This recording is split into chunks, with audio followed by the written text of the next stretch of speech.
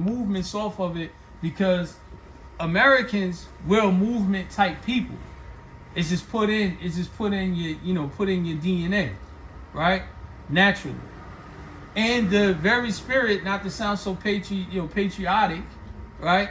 But the spirit of America was them fleeing from the British, right? They were running from the persecution they were facing. That really ain't got nothing to do with us, but truth of the matter is, we here, we ain't going nowhere. So you need to know the people who oppressed you. You need to know their mind state. And you got to recognize where your similarities is coming from, because sometimes if you recognize your opponent in their mind state, it's easier for you to break away. Perfect example. In the Quran, does Allah Ta'ala tell us or not to worship anything other than Him?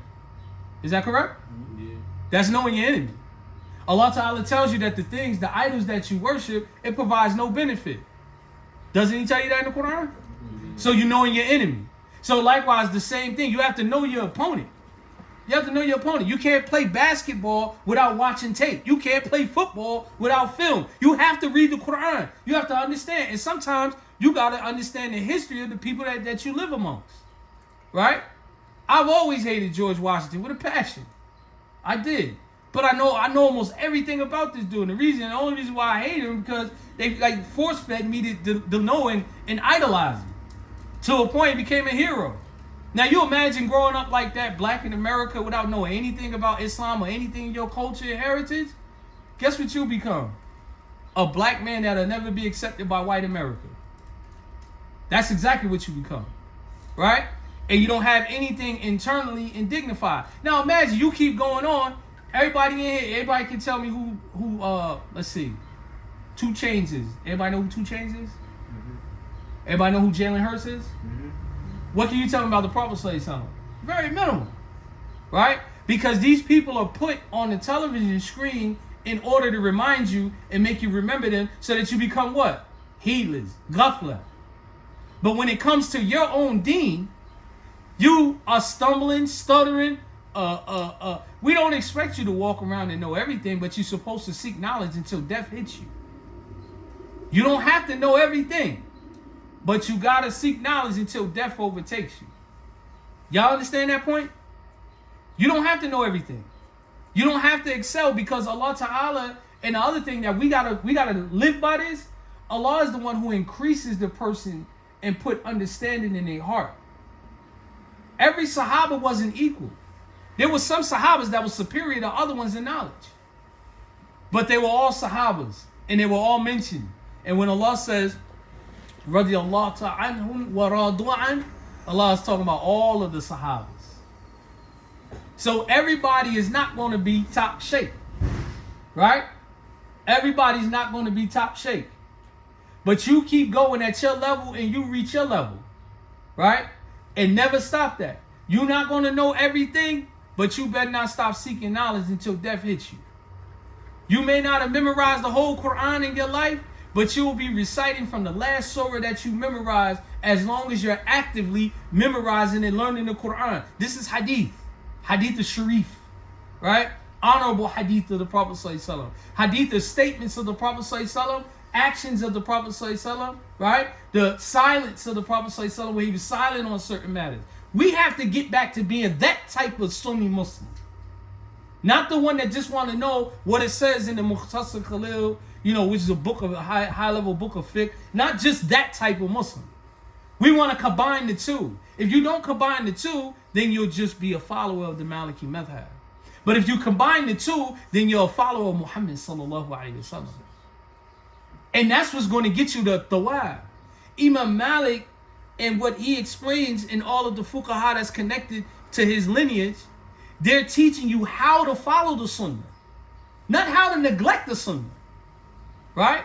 How to follow the sunnah. Not how to neglect the sunnah. Keep that in mind. And so the only way that you're going to grow love for the Prophet ﷺ is by knowing him. And if you don't know him, then you can't possibly love him. And if you don't love him, then you don't love Allah subhanahu wa ta'ala. Right?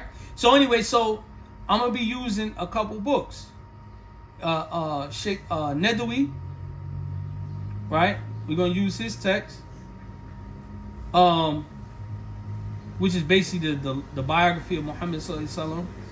We're going to use the Shifa al-Qadi Iyad, which is a very unique book, right?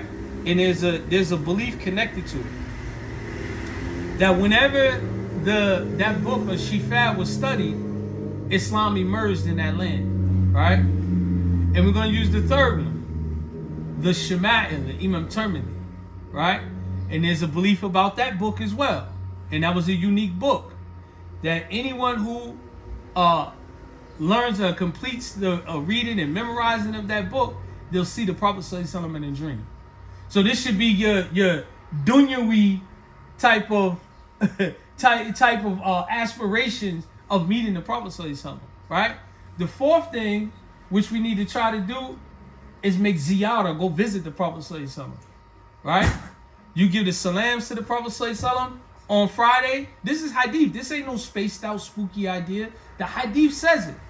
That you give salawat on the Prophet sallallahu alaihi wasallam, then the Prophet sallallahu alaihi wasallam returns salawat back up on you.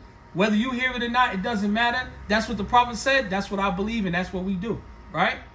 Think about it. Our spiritual openings is based on our connection with the Prophet sallallahu alaihi wasallam. There's usually two paths with the path when you're traveling that path of spiritual journey. One is through the love of Jalal, meaning the beautiful name of Allah subhanahu wa ta'ala. And the second is through the salawat on the Prophet sallallahu alaihi wasallam, right? Sending prayers upon him. There's another reason. If you memorize 100 hadith, that's 100 salawat on the Prophet sallallahu alaihi wasallam that you said. They said there was a story I learned from Sheikh Muhammad Sharif. He mentioned about one of the students of Imam Ahmed. I forgot his name. He said he seen Imam Ahmed in a dream. And he seen that Imam Ahmed was going to Jannah. And so he asked Imam Ahmed, he said, how did you get to this state? He said, I said salawat on the Prophet sallallahu alaihi wasallam over 1 million times. Because Imam Ahmed was what they call as an Amir al-Mu'mineen hadith. The leader of the faithful in hadith, right? Meaning he's memorized over 1 million hadith. He said, because I memorized these hadith, and each time I narrate them, what does he say after he says Rasulullah? He says Sallallahu Alaihi Wasallam, right? This is what you do on your private time. This is how you gain your spiritual state, right? All that fake stuff that people be doing, I'm going to make sure I got on the whitest white thobe. I'm not knocking it because you're only wearing a white thobe because the Prophet sallallahu alaihi wasallam wore white thobe. Now, you could be ignorant and say, well, if the Prophet was here, he would have wore an Armani suit. You got to watch that. That stuff is like a slippery slope to kufr. This is what he wore. This is what he's died. When we'll wear the same. Khalas. Right? If your favorite color is purple, well, you better love white and green more than you love purple. Why? Because the Prophet sallallahu alaihi wasallam loved white and green more than he loved purple. You can still love purple, but not more than white and green. That's when you know you love the Prophet sallallahu alaihi wasallam. You see? So that's when you get to that point. That's how you know those signs. You're growing. You're growing. So anyway, the lineage of the Prophet sallallahu alaihi wasallam is known, and it should also make you want to know your lineage. And how do you know your lineage? Your father. What's your father's name? What's your grandfather's name? What's your grandfather's name? Right? If you Black American, unfortunately, there's a disconnect there for most of us. Right? So you start at to where you know your lineage takes you to. Don't feel ashamed of it, because that's just what Allah Ta'ala attested us with. But now you have an opportunity not only to make a lineage, right? Because one of the things, subhanAllah, one of the things I think about when I studied the Shama'il, and Muhammad Sharif gave his concluding discussion, and subhanAllah, I ain't cried like this since I was a little kid. And so he said, and majority of the people that was there was Black and Latino. And he said, we've been disconnected from the Prophet by lineage, but we just reconnected ourselves to the hadith of the Prophet.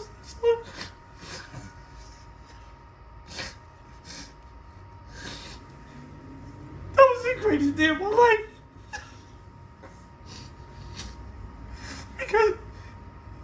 just everything that we go through in life, it's not normal for us to experience the things we experience. But that was one of the greatest feelings that you can ever have. Is know that you connected yourself back to the greatest man who ever walked the earth. The greatest person that ever walked the earth.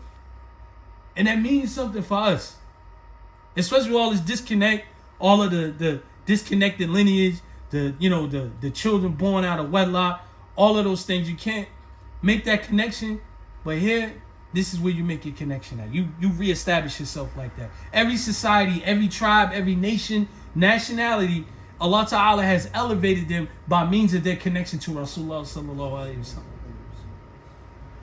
So anyway, the Prophet sallallahu alaihi wasallam used the messenger of Allah. His name was Muhammad ibn Abdullah. Ibn means son. So he was Muhammad ibn Abdullah, the son of Abdullah, who was the son of Abdul Muttalib, who was the son of Hashim, who was the son of Abdul Munayf, who was the son of Qais, who was the son of Kilab, who was the son of Murrah, who was the son of Ka'ab ibn Lubay, who was the son of Ghalib, who was the son of Fihr, who was the son of Malik, who was the son of An-Nadir, who was the son of Kinana, who was the son of Khuzaymah, who was the son of Mudrika, who was the son of Ilyas, who was the son of Mudar, who was the son of Nizar, who was the son of Ma'ad, who was the son of Adnan. Right? So, and this is what was mentioned from the chain of Imam Bukhari, mentioned from the Rawi Imam Bukhari. He said that the Ummahs agreed as to his lineage to this point. After this, however, they differed concerning the lineage of Adnan alayhi salam. And the scholars mentioned that there is nothing authentic. So anyway, that was just for those more so scholarly delving with authenticity of claims. He said the names that the names of the Prophet ﷺ was Abu Qasim, and Jibril alayhi salam gave him the name of Abu Ibrahim because the Prophet ﷺ had two sons. Qasim was the oldest son, Ibrahim was the youngest, right? The Messenger of Allah ﷺ had many names. He was known as he had other names that he was recognized by. Imam Hafiz, Abu Qasim Ali ibn Hassan ibn Hibatullah ibn Abdullah al-Shafi al-Damashqi, or he's also famously known as Ibn al-Shakir, right? He devoted a specific chapter to them in his book called Tariqa Dimashq, right? He said in this chapter he mentioned many names. Alaykum salam wa rahmatullahi wa barakatuh. He mentioned many names, and some of which are mentioned in the two Sahih books. What's the name of the two Sahih books? Anybody know? That when they say the Sahihain, that's the Arabic term. The two Sahih books, what books are they referring to? Huh? Bukhari is one of them. What's the other one? Nope. Muslim. Sahih Muslim. When anytime you hear that term that says Sahihain, they're talking about Bukhari and Muslim. This is something that noteworthy, because you're going to run into this term and all the time when you're reading it. Huh? And Mutafaqun alayh. Yeah, Mutafaqun alayh. Right. With those two terms, you're going to run into those two terms all the time. Those you got to know your sources, right? So when they say the two authentic books, the Arabic term is Sahihain, or you'll also hear Mutafaqun alayh, meaning Bukhari and Muslim reported it. But when they say the Sahihain, they're saying that it's in both books. That doesn't, because Mutafaqun alayh is kind of like saying like it's been worded word for word like this, both in Bukhari and in Muslim. The Sahihain is just saying the two authentic books. All right.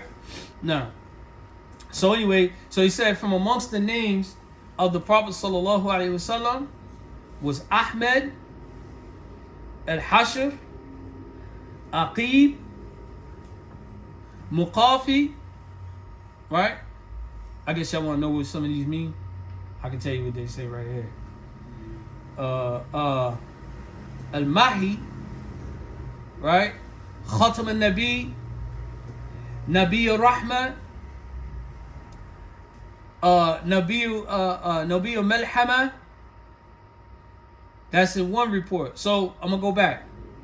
So some of the names that the Prophet ﷺ was known by other than Muhammad is Ahmed, right? And the Jews knew this even before the Prophet ﷺ even arrived. And that's what they say he was referred to in their scriptures. He's referred to as Ahmed. Which, even if you look at it from a Sarfi perspective, it's still coming from the same, trilateral root of Hamadah, right? So anyway, Ahmed, Hashir, the gatherer, Aqib, the ultimate, Muqafi, the tracker, Mahi, the effacer, Khatam al-Nabi, the seal of the prophets, Nabi Rahmah, the prophet of mercy, Nabi Malhama, the prophet of slaughter, and they also mentioned that his name was Nabi Malahim, the prophet of massacres, Nabi Torah, the prophet, Tawbah, the prophet of Tawbah. They got to translate as mercy for some reason, but we know what Tawbah is. Al-Fatih, the conqueror, Taha, Yasin, and Abdullah. Right? So these were some of the names that were given to the Prophet sallallahu alaihi wasallam. Imam Abu Bakr Ahmed ibn Hussein ibn al-Bayhaqi mentioned, may Allah Ta'ala have mercy on him, that some of the scholars added this too by saying in the Quran that he Azza wa Jalla called him Rasulullah, Rasul, Nabi, Ummi, Shahid, Mubashir, right? Nadir, and also Siraj Munir, and Rauf, or Rahim, Mudakkir, and he was, and Allah Ta'ala also appointed him as a mercy and a blessing and as a guide. Ibn Abbas radiallahu ta'ala anhu reported that the Messenger of Allah sallallahu alayhi wasallam said, Ismi fi Quran Muhammad, wa fil Injil Ahmed, wa fil Tawratu Uhid, wa innama sami'tu uhidu inni li'anna uhidu an ummatin narun jahannama. The Prophet sallallahu alaihi wasallam, Ibn Abbas, mentioned that the Prophet sallallahu alaihi wasallam said, "My name in the Quran is Muhammad." So that's gonna be a question, like a quiz question. So memorize this, right? Alhamdulillah, I'm recording. It's gonna be on YouTube, right? We'll memorize this. What is the Prophet sallallahu alaihi wasallam's name in the Quran? Muhammad, right? Everybody here? Everybody awake? So let me hear all y'all say it. The name of the Prophet sallallahu alaihi wasallam in the Quran is what? Muhammad, right?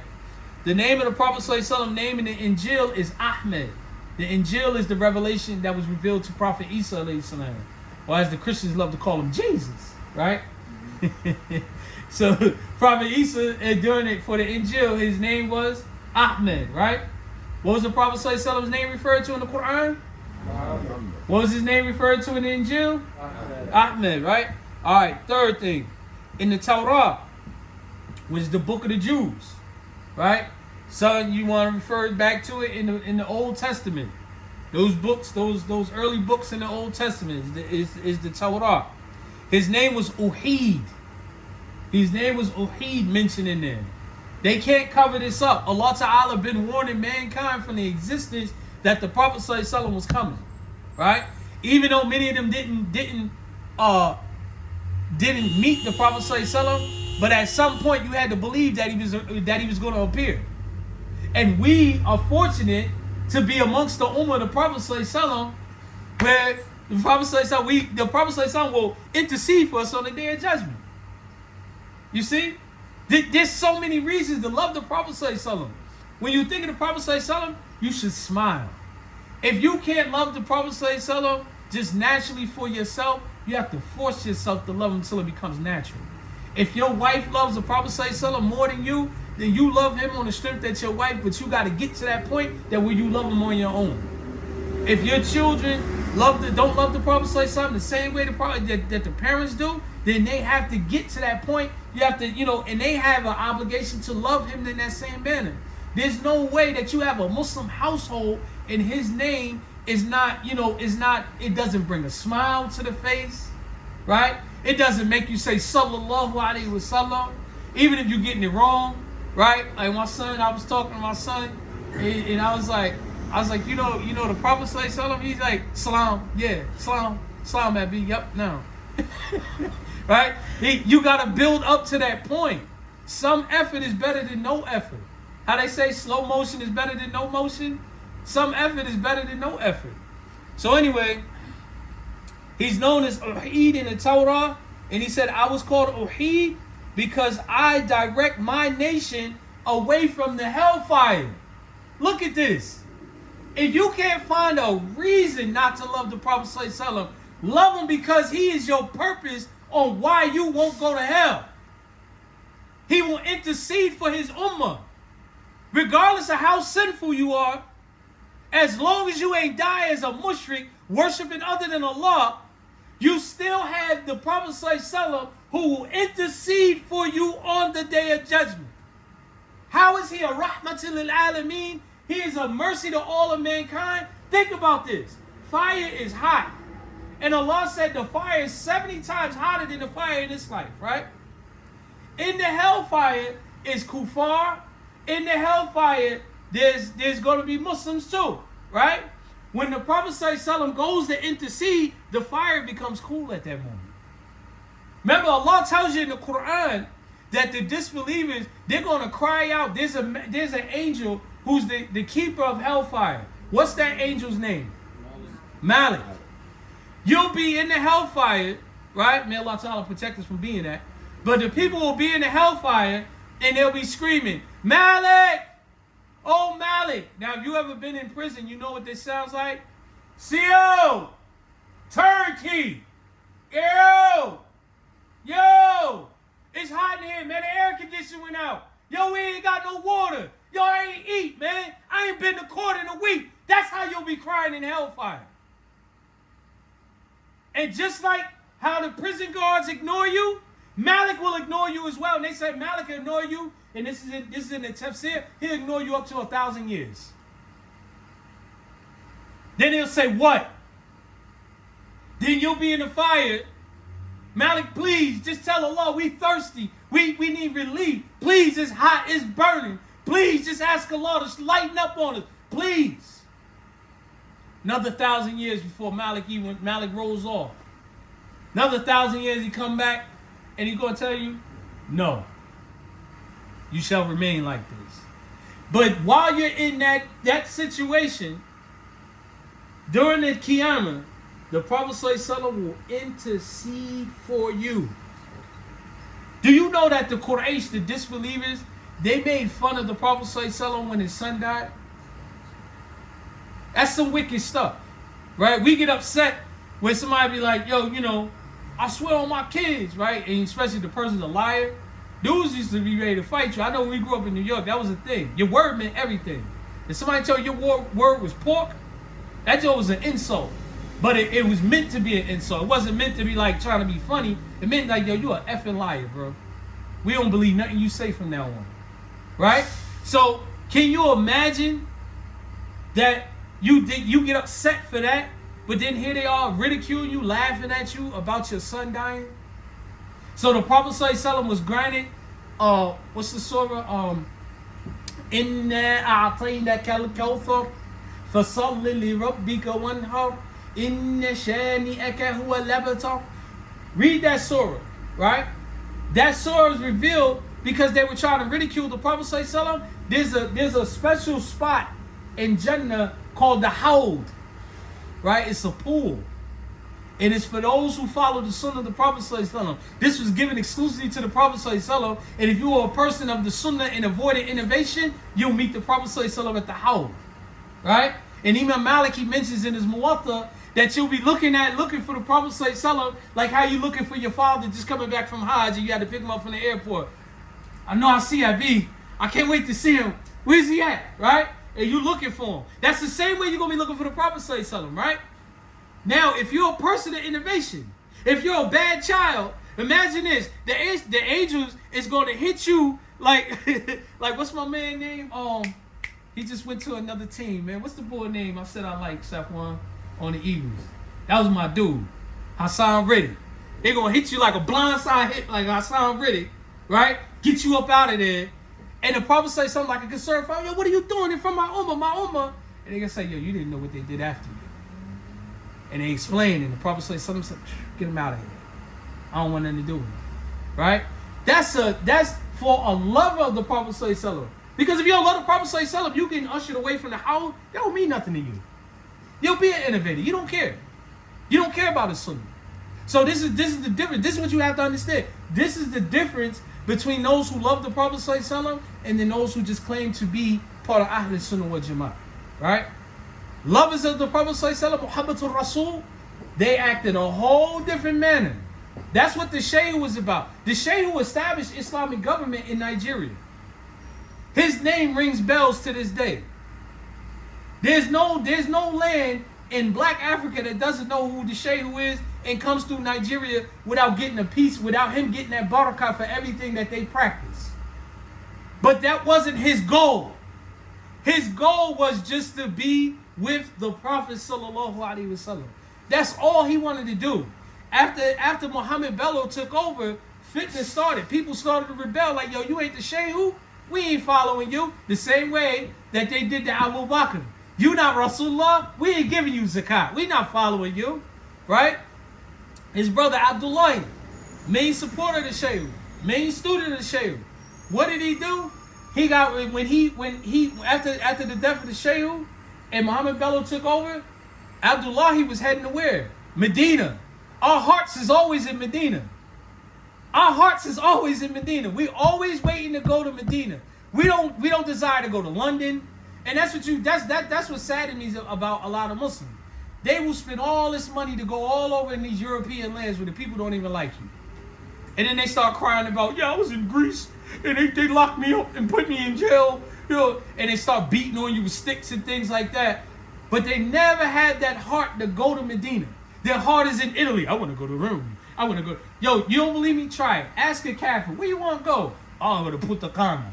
I want to go here. They want to go everywhere. Then ask the Muslims. They'll probably say the same thing. Name some old lavish European country. Right? But guess what? The lovers of Muhammad sallallahu alaihi wasallam, their heart is connected to Medina. And our hearts are connected to Medina, so we should know the events of Medina. And one of the greatest events that's going to be in Medina is the arrival of Imam Mahdi. One of the things I never knew what exactly this hadith, now I know it in real time. The Prophet ﷺ mentioned about the Hijaz, right? From Mecca to Medina, it'll be protected from the Dajjal. The Dajjal can't enter. There's also another hadith where the Prophet ﷺ said the influence of the Dajjal will arrive before his actual appearance. Every city outside of that area, they got strip clubs, they got crack spots, they got liquor, alcohol. You know, the Prophet ﷺ suspended kuffar from the Arabian Peninsula. There is kuffar all throughout Arabia. Right? So now you see the truth in it. If you don't love the Prophet ﷺ, you don't care. Like, so what? I still want to go to Rome. Ain't nothing wrong with going to France. I want to go to France. I might not sip no wine, but I can eat cheese. Right? You know, you start taking on that demeanor. And you're more open to it, especially as a Black American, because you're by default, you love that white man. You love white supremacy. You can't get it out your soul. You love it. That is the biggest contradiction. That is, matter of fact, that is probably our Latin Uzza in America of our time. Latin Uzza was the big great idols. We love white supremacy. We can't be Muslim without bringing our kufr with it. We have to have, you gotta have rap music. You gotta have something resembling the cross. We may not have a cross, so we got the Allah chain. We may not have this, we have that. We have to have white supremacy to the point we don't even want to wear our thobes. We're ashamed of wearing our thobes. Right? If anything, from now on, from this point, if you a male, female, you should every Friday, you coming to Juma, go to Juma in a thobe. Unless you leaving work, even if you leaving work, put an izar on. And go to Juma. And you make that a habit and it'll grow into other things. But we're not proud. We don't have no sense of pride. And our lack of pride comes from we don't love the Prophet ﷺ like we should. When you love the Prophet ﷺ, you got pride. Sa'd ibn Abi Waqqas, radiallahu ta'ala anhu. He was one of the first people to knock somebody out in Mecca. That's what he's known for. They used to pray out on the hills. They would come up there and throw rocks at him. And he picked up a camel bone and went and knocked the dude out. And then they went crying to the Prophet Sallallahu Alaihi Wasallam. Muhammad, your man just hit me in the face with a camel bone. Right? When you love the Prophet Sallallahu Alaihi Wasallam, it'll make you do that. You'll be like Abu Bakr. You know why? You know why I love Abu Bakr? That's why I named my son after Abu Bakr. Right? Now, not only is Abu Bakr is the awliya of all of the awliya, he's the most spiritual out of all of the spiritual people. Shut up, man. But what's funny is, you know what his whole name is? What's your full first name? Abu Bakr Junaid. I named him after the two greatest spiritual axioms in Islam. Shut up, man. Because I got a Muhammad here. I got a Muhammad and a Bukhari. Muhammad Bukhari. Yeah. See, I gave all y'all honorific names. You see what I'm saying? Yo, but anyway, these names you gave, you won't get locked up for. Subhanallah. So, but it'll cause you to have that love for the Prophet Sallallahu Alaihi Wasallam. You'll think about it. The first martyr in Islam, the first person to be killed for being a Muslim, it wasn't a man. It was a woman. It was a woman. She died. She didn't care. She put her life on the line. When you love the Prophet Sallallahu Alaihi Wasallam, nothing will get in your way. Think about it. It was her son. What was her son's name? I can't remember his name right now. What was Sumayya's son's name? Was it Zayd? The one where you learned about Taqiyya. What was his name? Musab. Huh? Musab. No, it wasn't Musab. It wasn't Musab. Oh man, I can't remember his name right now. SubhanAllah. I'll get to it. But anyway, her son, they cornered him and wanted him to renounce Islam. He did it. He felt horrible. He cried like a baby to the Prophet Sallallahu Alaihi Wasallam. And the Prophet Sallallahu Alaihi Wasallam said, under duress, you're fine. Right? This is where we learn this from. Under duress, you're fine. Right? Did you believe it in your heart? That's what the Prophet Sallallahu Alaihi Wasallam asked me. He said, no. Now, this ain't a thing to run around to the kuffar. He was under duress. They was trying to kill him. His mom, on the other hand, she died. Huh? Amr ibn al-As. Amr ibn al-As? Yeah. His mother died. She died for the cause. Right? He wasn't as strong as his mother, but the Prophet ﷺ said, your heart didn't agree with what your tongue said, you're fine.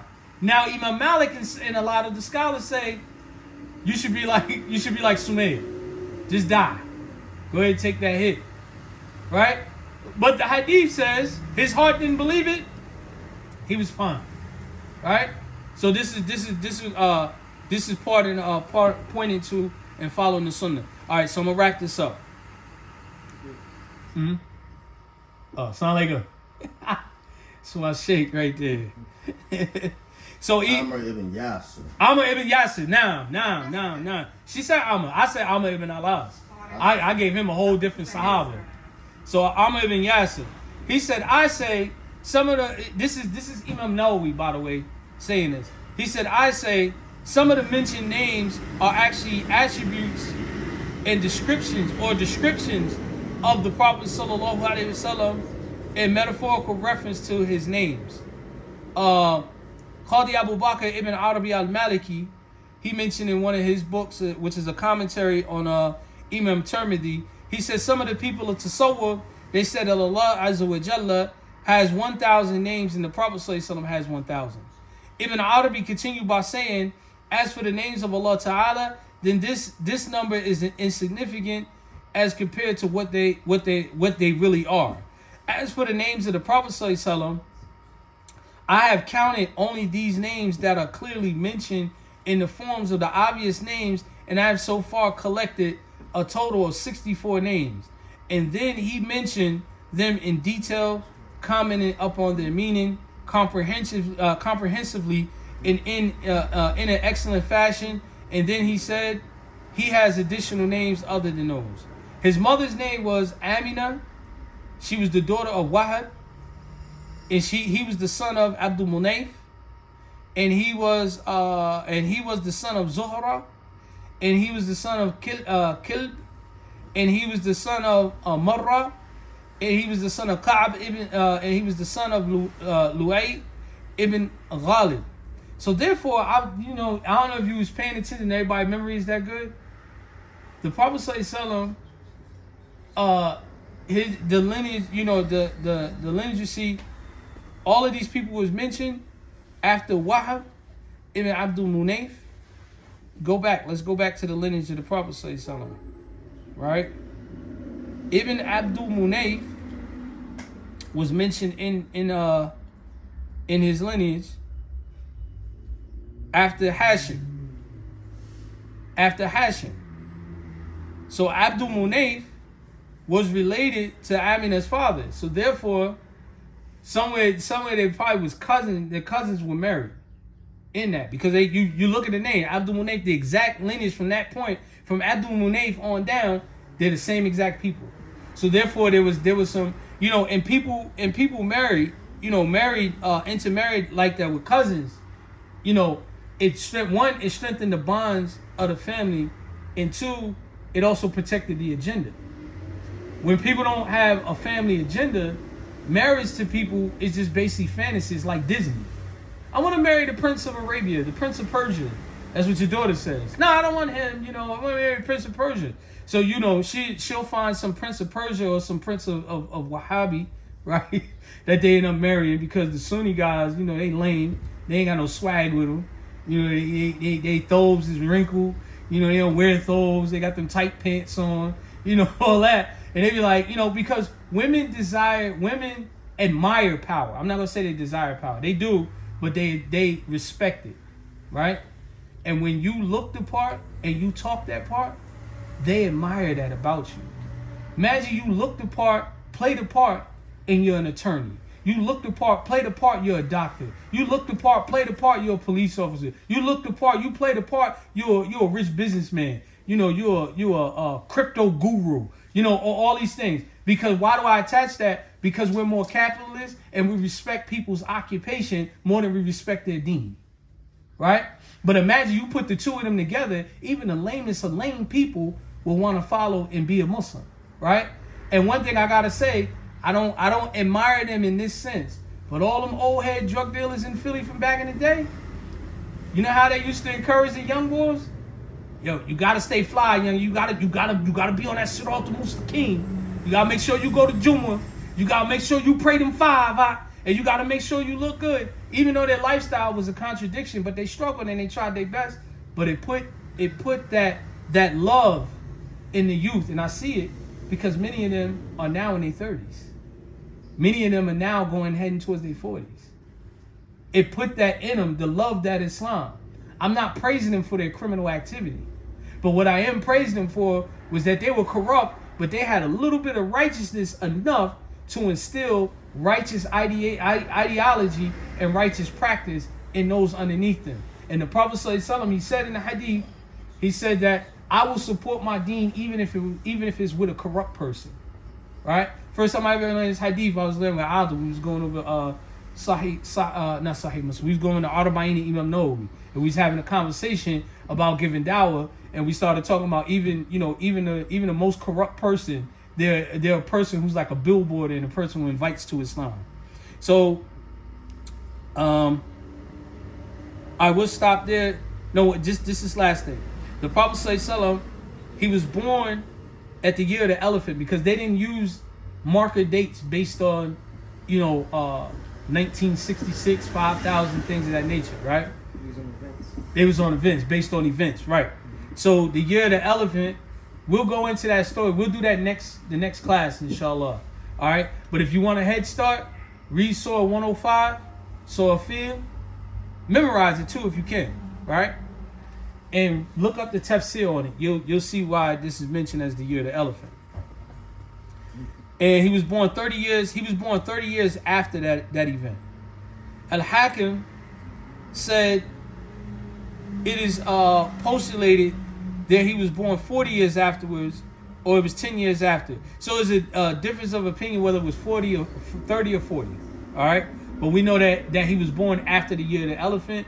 So if somebody wants to get specific, if somebody said 40, I mean, unless you're a specialist and you in there, you know the proofs to argue that argument. Okay, you'll argue against it, but 30 or 40 is acceptable. Either one of the two. All right. And he said the correct and famous opinion, this is Imam Nawawi saying that he was born the year of the elephant.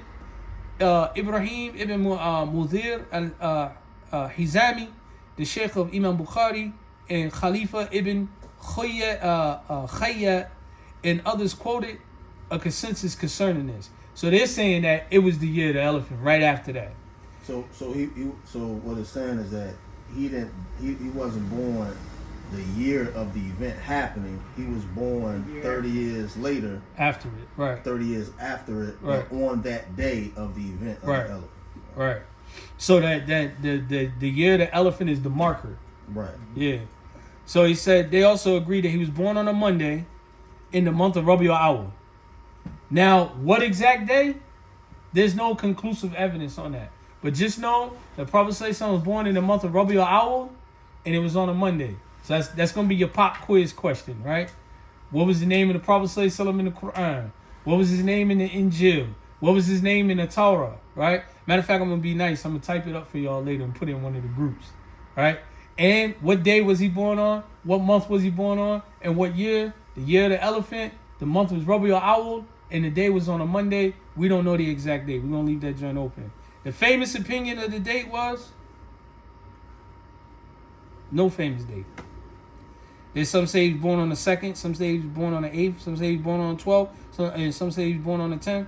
This is from Imam Nawawi. And they said the Prophet ﷺ passed away. Guess when he died? On a Monday. Right? After 12 nights he passed. And guess what? Guess what month he was died in? Rabiul Awwal. He died on a Monday, 12 nights into Rabiul Awwal. Right? He died, and they said this was 11 years after the Hijrah. Right? And so the Islamic calendar, it commences from the day that they made Hijrah to Medina. That's what it means when you hear after Hijrah, when you see that, and it be like, according to the Hijri calendar, it's from the day that the Prophet ﷺ and the believers made Hijrah to Medina. That's when the calendar started, where we started keeping track. What year we in now? 1440 what? 5 or 6? 45. 1445? Yeah. So we in 1445. So 1445 years ago, the Prophet ﷺ left Mecca and went to Medina. So we'll stop there, inshallah. Next week we'll talk about his birth. I have a question. In the beginning, you mentioned one of his names as being Nebi of the Slaughter.